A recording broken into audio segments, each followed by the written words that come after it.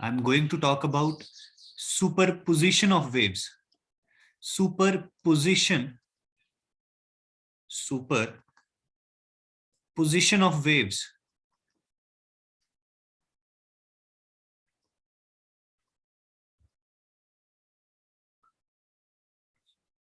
ठीक है, मान लीजिए हमारे पास एक रोप है.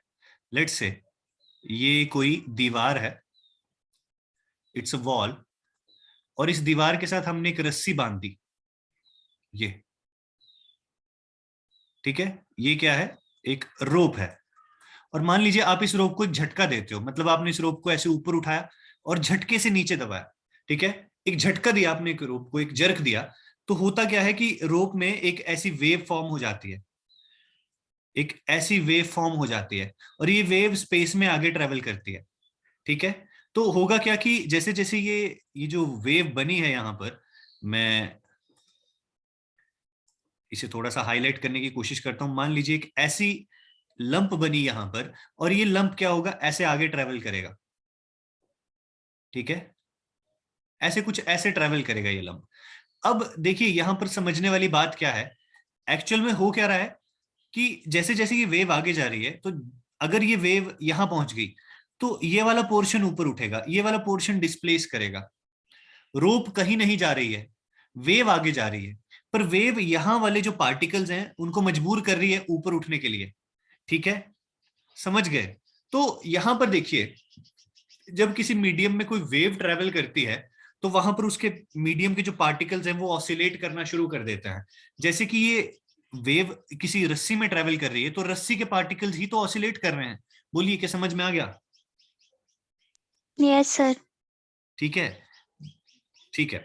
तो होगा क्या कि अगर मैं मान लूं कि इस वेव का एम्पलीट्यूड, ये जो मैंने वेव ली है, मान लीजिए ये इसका एम्पलीट्यूड है, कितना है, मैं सिंप्लिसिटी पर्पस के लिए बोल देता हूं 1 मीटर है. तो यहां पर जब ये वेव पहुंची इस वाले पॉइंट पे, तो ये इस पार्टिकल को क्या बोलती है, 1 मीटर ऊपर उठ और फिर वापस यहीं आ जा, ऊपर उठ और फिर वापस यहीं आ जा. ठीक है, अगर मान लीजिए जिस टाइम पे यहां से एक वेव चली, उस टाइम पे यहां से एक वेव आती, और ये वेव भी बिल्कुल आइडेंटिकल है इस वाली वेव के, दोनों सेम है. ठीक है, पर अगर ये वेव उल्टी होती, फिर कुछ ऐसे. तो मान लीजिए ये वाली वेव यहां से चलती हुई आ रही है, और ये वाली वेव यहां से चलती हुई आ रही है, और दोनों यहां आके मिल गई फॉर एग्जाम्पल. और मान लीजिए ये वाली जो ऊपर वाली वेव है, ये पार्टिकल को बोलती है 1 मीटर ऊपर आना है, और ये नीचे वाली वेव पार्टिकल को बोलती है 1 मीटर नीचे जाना है. ये बोल रही है 1 मीटर ऊपर आना है, ऊपर वाली बोल रही है 1 मीटर, ये ऊपर वाली बोल रही है 1 मीटर ऊपर जाना है, और नीचे वाली बोल रही है 1 मीटर नीचे जाना है. तो अगर हम डायरेक्शनल कंपोनेंट ले लें, तो एक ऊपर की तरफ है +1 मीटर और एक नीचे की तरफ है -1 मीटर. कितनी होगी डिस्प्लेसमेंट? 0. तो इसका मतलब है पार्टिकल कहीं नहीं जाएगा, खत्म हो जाएगी वेव. क्या ये पॉइंट क्लियर हुआ? Yes sir. अगर ये वेव उल्टी होने के बजाय यहां पर कैसी होती, ऐसे सीधी होती. ठीक है, और मान लीजिए अब ये वाली वेव, जो ये वाली वेव है, ठीक है, ये यहां से यहां आई, और एक ये वाली वेव है जो यहां से यहां आई. तो दो वेव्स यहां पर इकट्ठी हो गई हैं. एक वेव बोल रही है 1 मीटर ऊपर जा, दूसरी वेव बोल रही है तू भी 1 मीटर ऊपर जा. पार्टिकल कितना चला जाएगा? पार्टिकल 2 मीटर ऊपर चला जाएगा, दोनों की बात मान के. तो यहां पर क्या होगा, एम्पलीट्यूड बढ़ जाता है. ठीक है, पार्टिकल जोर से ऑसिलेट करता है. तो होता क्या है कि जब किसी स्पेस में एक से ज्यादा वेव्स पहुंच जाएं, ठीक है, और वो वेव्स होती हैं एक दूसरे के इंडिपेंडेंट, उनको एक दूसरे के होने से कोई फर्क नहीं पड़ता. पर हाँ, पार्टिकल को फर्क पड़ता है कि कौन सी वेव आ रही है, तो वो हर वेव की बात मानता है. और उन वेव्स को जब एक जगह पर इकट्ठा कर दिया जाता है तो वहां पर इंटरफेरेंस हो जाती है. ये कुछ ऐसा ही है कि जैसे तुम कोई काम कर रहे थे, जैसे मान लीजिए ये कोई पर्सन ए है, ठीक है, और मान लीजिए इसका कोई बॉस है, उसे मैं बोल देता हूं ये बॉस है. ठीक है, अगर इसका एक ही बॉस है ना, ये इसी की बात मानेगा. पर अगर मान लीजिए दो बॉस होंगे, तो ये बॉस 1 और ये बॉस 2. बॉस 1 क्या बोल रहा है, नहीं तू ये काम पहले कर, वो दूसरा काम बाद में कर. बॉस 2 बोल रहा है नहीं नहीं. तो ये दोनों क्या कर रहे हैं, इंटरफेयर कर रहे हैं एक दूसरे के काम में. तुम समझ रहे हो, वेव्स भी वैसे ही इंटरफेयर करती हैं. क्या ये पॉइंट क्लियर हुआ? Yes, sir.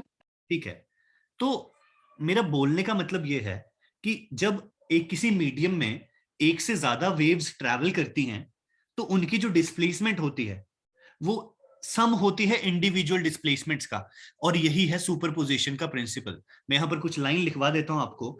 When number of waves are travelling in a medium then total displacement is the sum of individual displacements, और यही है प्रिंसिपल ऑफ सुपरपोजिशन। ठीक है, अब तुम एक चीज ध्यान में रखो, यहां पर हम सिर्फ सम नहीं कर रहे हैं, एक्चुअल में हम डायरेक्शनल सम कर रहे हैं। कौन सा सम कर रहे हैं? वेक्टर सम कर रहे हैं। कैसा सम करें? वेक्टर। क्यों? तुम्हें कैसे पता वेक्टर सम कर रहे हैं? क्योंकि देखो, हम ये भी देख रहे हैं कि वेव ऊपर की तरफ से आई कि नीचे की तरफ आई, तो हम डायरेक्शन भी ले रहे हैं वहां पर। और जब डायरेक्शन ली जाती है तो वो स्केलर सम नहीं होता, कौन सा सम होता है? वेक्टर सम होता है। ठीक है, लिख दीजिए ये वाली चीज और मैं आगे बात करता हूं फिर।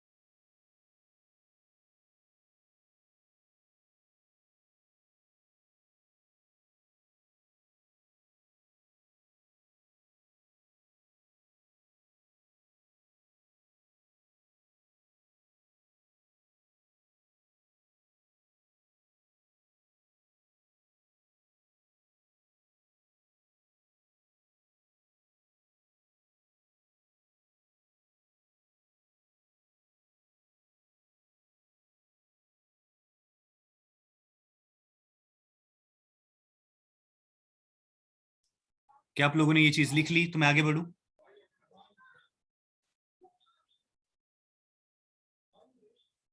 चलें आगे? Yes, sir. ठीक है, तो यहां पर एक और चीज मैं नोटिस में लाना चाहूंगा कि जैसे मान लीजिए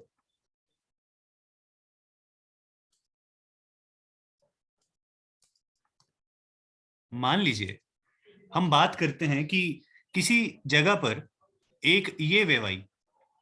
ये वेव कुछ ऐसी दिखती है, मान लीजिए it looks something like this. और एक वेव ऐसी आई जो कि इसके बिल्कुल आइडेंटिकल है, बिल्कुल सेम इसी की तरह दिखती है, कुछ ऐसी। ठीक है, तो जब ये दोनों वेव्स एक जगह पर मिल जाएंगी ना, तो देखो क्या होगा कि ये एक दूसरे को सपोर्ट कर रही हैं। क्या आपको फील हो रही है ये चीज? एक जैसी है बिल्कुल।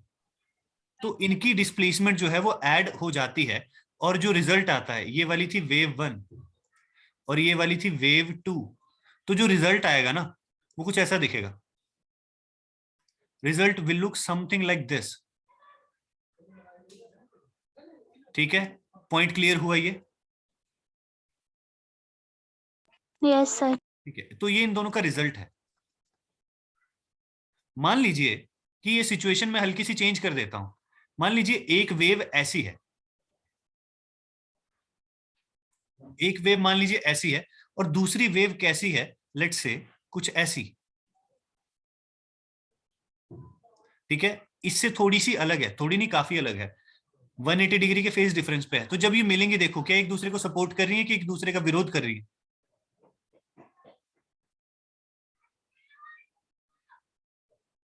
ये एक दूसरे को अपोज कर रही है, देखो, क्योंकि एक बोलेगी पार्टिकल को तू ऊपर जा, दूसरी बोलेगी नीचे जा, तो पार्टिकल कहीं नहीं जाएगा। तो तुम्हारे पास जो रिजल्ट बनेगा वो क्या बनेगा, देखिए इनका रिजल्ट क्या बनेगा। It will be something like this. कुछ नहीं मिलेगा इधर, खत्म हो जाएगा। के पॉइंट क्लियर हुआ? Yes, sir. कुछ मिलेगा ही नहीं, खत्म हो जाएगा। अगर मान लीजिए सिचुएशन कुछ ऐसी है कि एक वेव कुछ ऐसे है और एक और वेव है वो भी कुछ ऐसी ही है, तो जब ये एक दूसरे के ऊपर ओवरलैप करती हैं, एक दूसरे के साथ किसी पॉइंट पर मिलती हैं, ठीक है, तो हमारे पास जो रिजल्ट बनता है, देखिए एक दूसरे को सपोर्ट कर रही है। तो जब ये दोनों मिलती हैं स्पेस में किसी पॉइंट पे, तो ये सिचुएशन आती है हमारे पास। रिजल्ट जो है वो बढ़ जाता है, ओवरऑल रिजल्ट बढ़ गया। तो बोलने का मतलब क्या है कि वेव्स इंटरफेयर करती हैं और क्या बनाती हैं, एक रिजल्टेंट वेव बनाती हैं, रिजल्टेंट वेव बनाती हैं। ठीक है जी, ये पॉइंट क्लियर हुआ? अच्छा, आप इस चीज को कैसे इमेजिन कर सकते हो? आप इस चीज को ऐसे इमेजिन कर सकते हो जैसे पानी होता है, तो ये बना लीजिए, ठीक है, या मुझे नहीं लगता कि बनाइए, आप इसका एक फोटो रख लीजिए, एक स्क्रीनशॉट रख लीजिए, और मैं जो आगे वाली चीज बताऊंगा वो आपने ड्रॉ करने की कोशिश करनी है, ठीक है?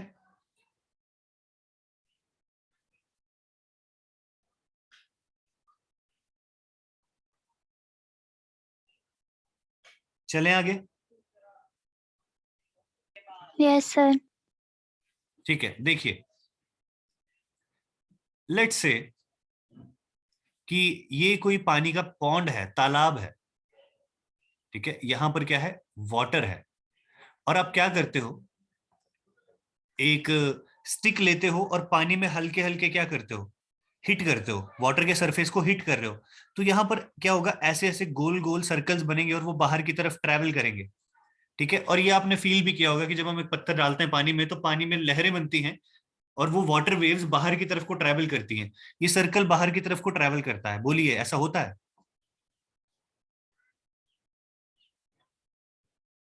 होता है कि नहीं होता?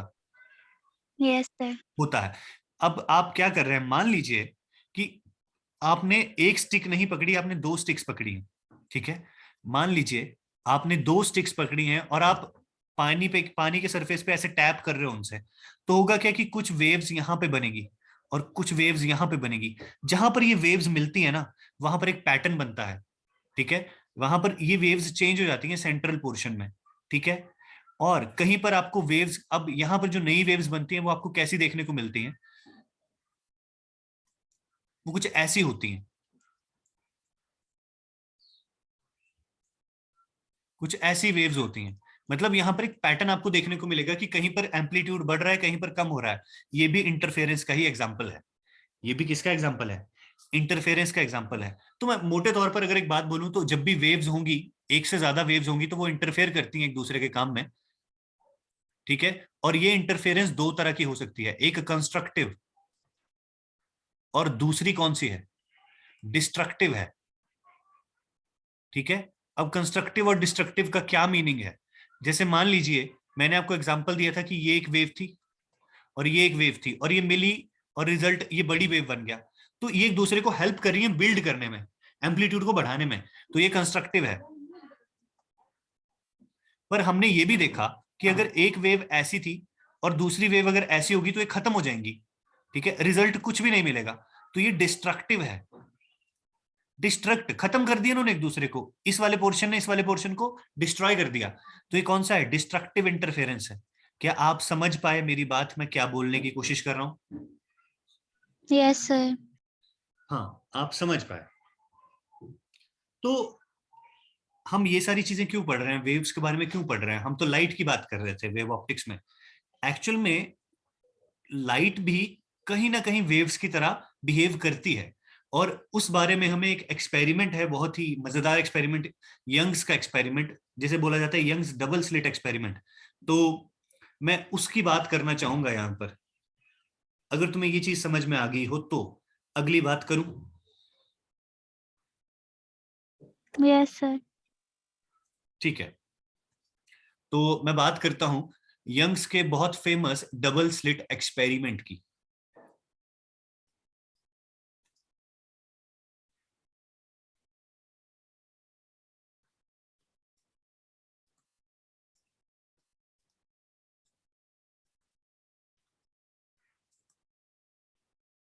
मान लीजिए हमारे पास एक लेट से मशीन गन होती, लेट से हमारे पास एक मशीन गन होती, और वो मशीन गन ऐसे माउंटेड है मान लीजिए, ठीक है, ये कोई मशीन गन है मान लीजिए, और ये मशीन गन मान लीजिए हर एक डायरेक्शन में क्या कर रही है, ऐसे बुलेट्स फायर कर रही है, ठीक है। ये क्या है, बुलेट्स हैं। ये मशीन गन हर डायरेक्शन में गोलियां छोड़ रही है, और मान लीजिए कि हमने क्या कर दिया, इसके सामने एक क्या रख दिया, ऑब्स्टेकल रख दिया। ऑब्स्टेकल से मेरा क्या मतलब है, जैसे कि एक दीवार है, ठीक है, ये क्या है, एक वॉल है,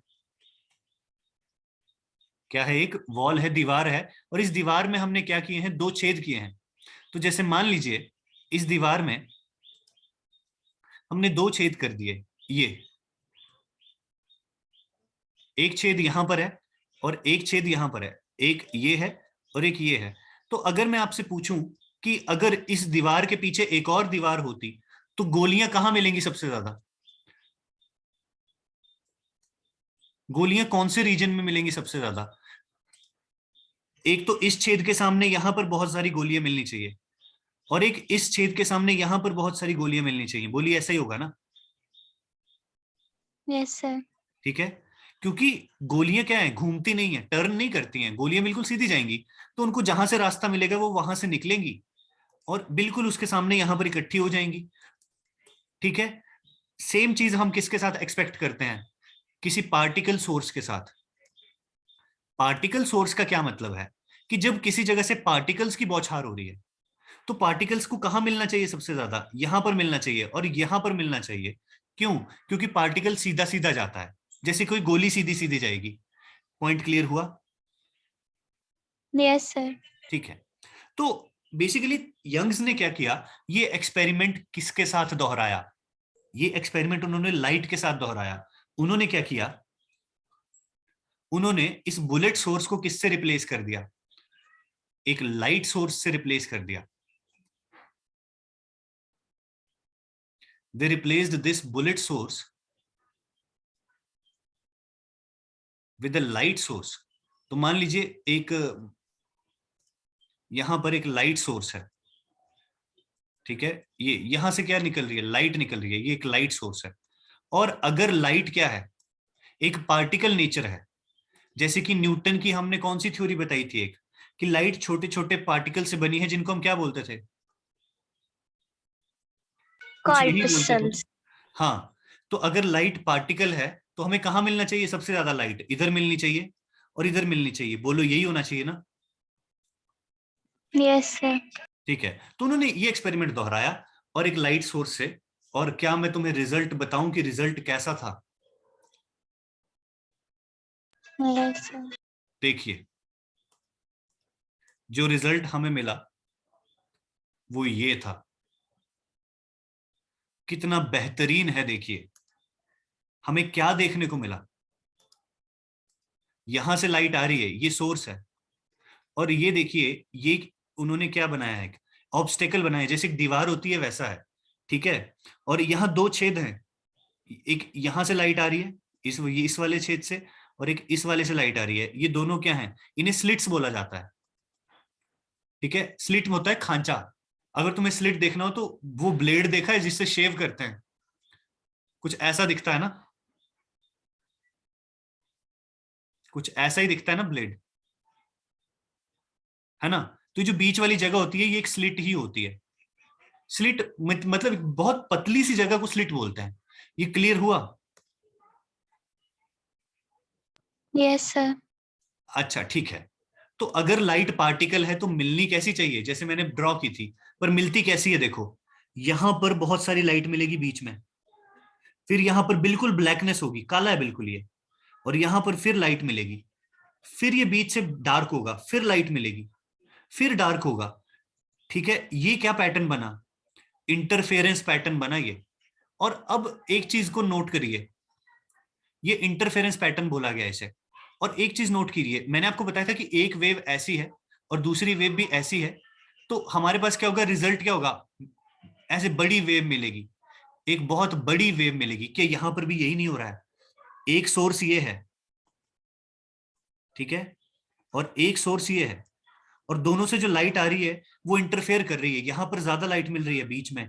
फिर डार्कनेस कब आएगी? जब एक वेव ऐसी होगी, दूसरी वेव ऐसी होगी, तो ये एक दूसरे को खत्म कर देंगे। ये बीच में क्या है? डार्क।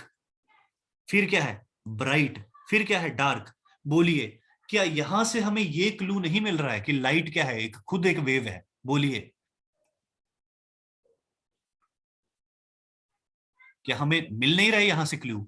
अब लाइट पार्टिकल नहीं है यहां पर हम मान ही नहीं सकते कि पार्टिकल है। अगर पार्टिकल होती तो उसको कहाँ ढेर लगना चाहिए था, एक एक स्लिट के सामने, एक दूसरी स्लिट के सामने, पर वैसा नहीं हुआ। क्या हो रहा है? दो ढेर लग रहे हैं। दो नहीं लग रहे हैं, बहुत अलग अलग तरह के ढेर लग रहे हैं, जो कि एक पार्टिकल में पॉसिबल ही नहीं है, वो सिर्फ वेव्स में पॉसिबल है। तो यहां से हमें लाइट के वेव नेचर का क्लू मिला। बोलिए, ये चीज क्लियर हुई? Yes sir. तो देखिए, जहां पर ये ब्राइट फ्रिंज मिल रही है, उसको हम क्या बोल देते हैं? उसको हम बोल देते हैं कि यहां पर क्या हो रही है, कंस्ट्रक्टिव इंटरफेरेंस। Constructive interference. और जहां पर ये डार्क फ्रिंज मिल रही है, उसको क्या बोलते हैं? Destructive interference. एक क्या है? कंस्ट्रक्टिव, एक क्या है? डिस्ट्रक्टिव है। ठीक है जी, क्या मैं समझा पाया आपको अपनी बात? Yes sir.